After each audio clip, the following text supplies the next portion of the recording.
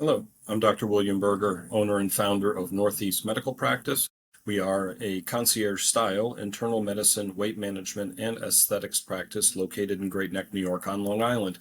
And today I wanted to talk about GLP1 receptor agonist medications or GLP1 GIP medications. These are the injectable medicines that are so often in the news that can help with diabetes and weight loss or weight loss alone. Medications are semaglutide, which is Ozempic branded for diabetes, and Wegovy branded for weight loss alone, or tirzepatide, which is Mounjaro branded for diabetes, and Zepbound branded for weight loss alone. So I'm often asked the question, or perhaps I'll phrase it as, when I bring up the subject of these medicines, I often hear from patients or just folks out there in the world at a dinner party or whatever that, I would never take those medicines. And they have all kinds of potential side effects, or they're so new that I wouldn't take them, and things of this nature. So I just wanted to talk a little bit about that issue. And I'm going to start off with what we know the potential effects over time of obesity are. And by this, I mean adiposity, excess fat tissue on the body, fat mass. So we know that there are an awful lot of associated medical problems that go along with obesity. Basically, all of the chronic metabolic problems that people in the Western world tend to have after our diets became so unhealthy and we became much more sedentary in our lifestyle. So, of course, there's cardiovascular disease risk, and by that I mean heart attack, stroke, and peripheral artery disease, which is blockage of the arteries in the legs. And in addition to that, diabetes risk. So these medications were first and foremost created as diabetes treatments, which have the added benefit of weight loss through curbing appetite. And diabetes is itself a tremendous risk factor for cardiovascular disease. That's why we like to control the LDL cholesterol so tightly in patients with diabetes, because the diabetes itself is just as much of a risk factor for a heart attack as the risk that somebody who has already had a heart attack has of a second one. So not at all trivial. Of course, diabetes can lead to kidney disease, chronic kidney disease, and even need for transplantation, eye disease, retinopathy associated with diabetes, peripheral neuropathy, problems with the nerves of the feet and the lower leg, and can often lead to amputation.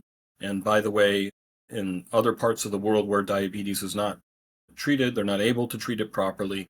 Diabetes is the leading cause of blindness in those parts of the world. So beyond the elevation in sugar, the elevation in cholesterol, the obesity itself is an inflammatory state. It creates an inflammatory state by releasing a number of chemicals called cytokines that create a state of inflammation.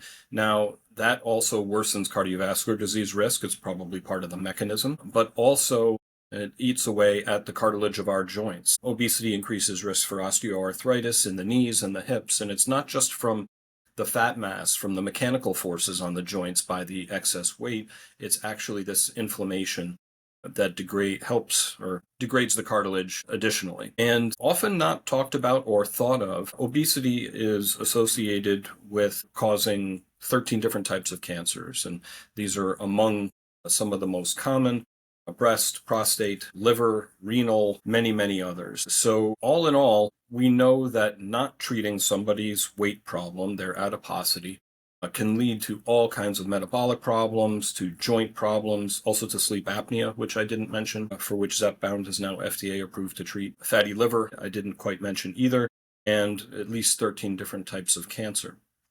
So now all medications have potential side effects. There isn't a single medicine out there that doesn't have a potential adverse effect. However, GLP-1 medications and the whole family of GLP-1 and GIP medicines that I talked about in the beginning there have been shown, so respectively semaglutide on the order of 13% body weight loss, and tirzepatide typically on the order of 21% weight loss, maximum dose at the end of 1 year. This is what the clinical studies show us. And they have also been starting to be shown to reduce the risk of all of these things that obesity is associated with. Like I mentioned, Zepbound is now FDA approved For sleep apnea, semaglutide in the form of Wegovy is approved for reducing risk for repeat heart attack or stroke in patients who have already had an episode.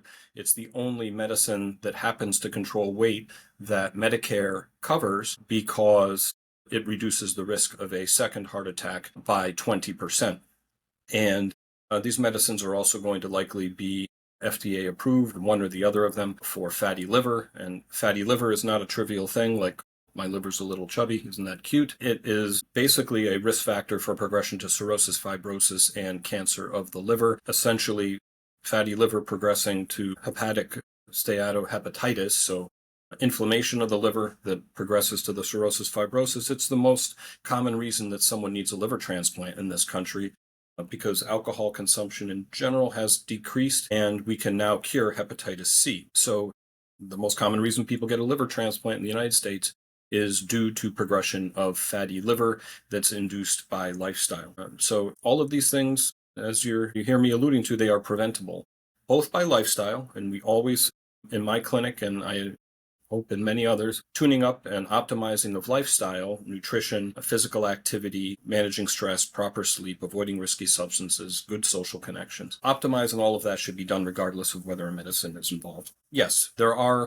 side effects, potential side effects of all of these medicines. The way that the medicines work is that they control your appetite, and how they do it is twofold primarily. So we have these receptors, GLP1 and GIP, for our natural hormones of the same name, and these medications basically mimic the action of those hormones by pressing on and activating those same receptors. We have those receptors in the gut, and when they are stimulated, they basically act to slow down peristalsis, the gastric emptying of the stomach, and so on. Essentially, you stay full longer, and that helps to control appetite. But they're also active in the brain, in the hypothalamus, which is a switchboard for appetite and satiety, or feeling full, among many other things the hypothalamus does. But these receptors are in the hypothalamus, and stimulating them there, either with our natural hormones or with these synthetic stimulants of those receptors, helps to control appetite. Many patients refer to this food chatter that they used to have, always thinking about what's the next meal going to be, what am I going to eat, I'm really craving something. All of that noise tends to go away and on these medications, and the reason for that is because they work in the hypothalamus like that. But the most common side effect of these medicines tends to be gastrointestinal, nausea, constipation, and so forth, which go with the first part of the mechanism, slowing down emptying. You can get reflux too. Sometimes people get diarrhea instead of constipation. We can manage this in a lot of ways. First of all, there are 5 dosing levels for these medicines. We start low, we go slow. We don't go up on a medication unless the patient's tolerating it well. Of course, I'm always watching body composition too to make sure we're just losing fat and holding muscle mass and so forth. But in terms of the side effect profile, if people are not they're having a little bit of an issue with nausea or constipation, we'll try to alleviate that by increasing hydration, also increasing fiber, both in the diet and supplemental fiber, like powdered psyllium into water, Metamucil, or fiber gummies, and so on. Even, most gentle laxative being Miralax that we might use if somebody has a lot of constipation. Those things seem to happen more often with semaglutide in the form of Ozempic or Wegovy than with tirzepatide as Mounjaro or Zepbound. But all of this is potentially out there for people as a side effect, the most common one because of the way the medicines work. Much less often, not ultra rare, but not very common either, is pancreatitis. So remember, first and foremost, these medicines are active in the pancreas to help the cells of the pancreas make more insulin to help control blood sugar and thus treat diabetes. So occasionally the pancreas gets a little bit upset, inflamed, and we call that pancreatitis.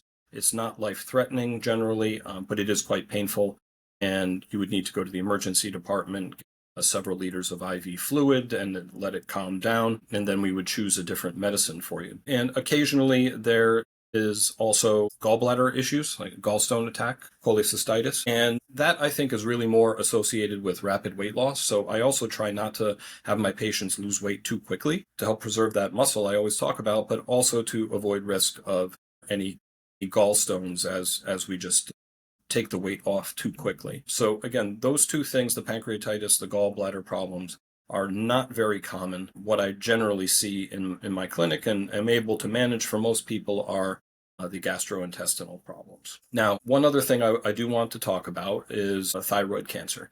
So these medications do not increase risk for thyroid cancer. I always ask, and all medical providers should ask, about family history or personal history of thyroid cancer or a syndrome that includes a rare form of thyroid cancer. The syndrome is called multiple endocrine neoplasia type 2, or MEN2 for short. So, and just back up and tell you the reason for this.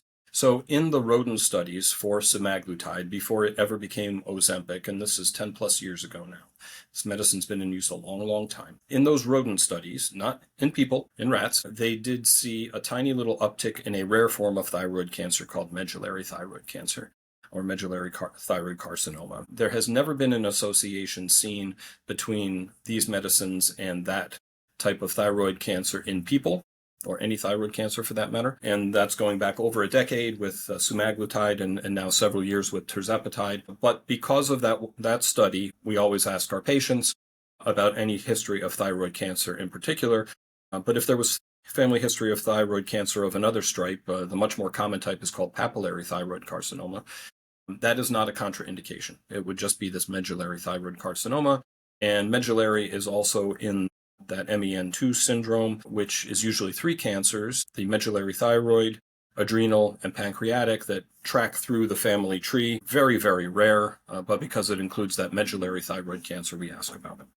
So these medications do not increase risk for thyroid cancer, but we ask about it just because of this remote rodent study a long time ago with semaglutide. Now, there is something very rare that does seem to be a little signal in the data for increased risk of, and this is non-arteritic anterior ischemic neuropathy, or NAION. This is a very rare problem with the optic nerve that does seem to be slightly increased with these medicines. But if you speak with ophthalmologists and you read the studies for these medications, in general, all that's being recommended at this point in time is that everybody on one of these medicines get an annual eye exam. It's very, very rare, but I'm just trying to be open and forthright about everything that we know about these medicines and their potential adverse effects at this time. So NAION, not really a big signal for that.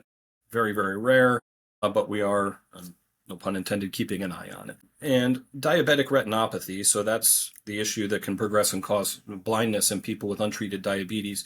It does paradoxically get just a little worse once these medicines are started, but then it gets a whole lot better as the blood sugar is controlled. So it doesn't cause retinopathy, it just worsens any existing diabetic retinopathy in somebody with diabetes transiently, and then it tends to get better. And this may be just related to shifts in blood sugar that happen pretty quickly. So again, in my opinion, for most patients who don't have a contraindication, these medications are really like wonder drugs, really have been game changers. The incidence of diabetes in this country peaked around 44% or so. It had been on the way up ever since the 70s or 80s.